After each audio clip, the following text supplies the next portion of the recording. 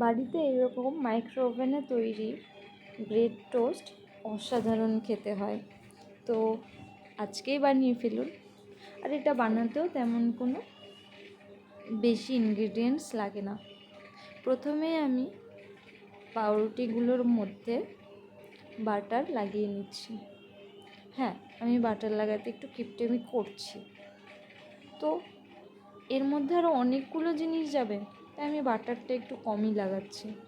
আপনারা চাইলে একটু বেশি লাগাতেই পারেন, কোনো ব্যাপার না।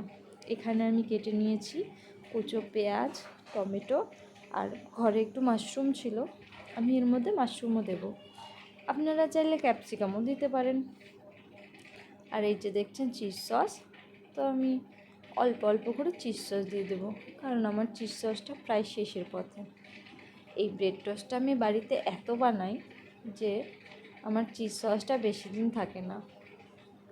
তো এই চিজ সসটা আমি দিয়ে দেবো ওপরে। চিজ সস দেওয়ার পরে আমি এর মধ্যে দিয়ে দেব গ্রেট করা মোজারেলা চিজ।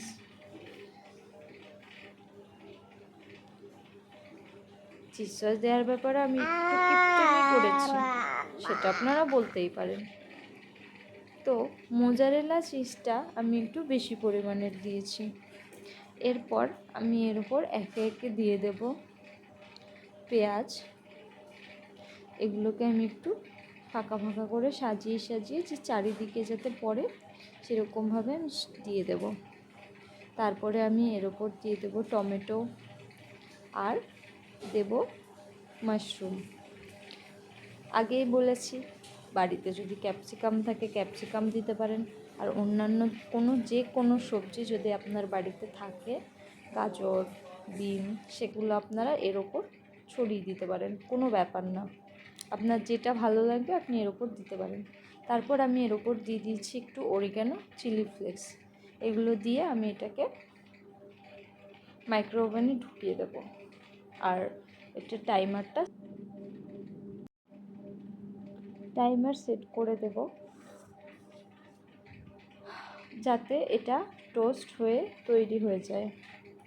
তারপরে এটা খাওয়ার জন্য একদম প্রস্তুত। এবার সবাই মিলে এর উপর হামলে পড়ব।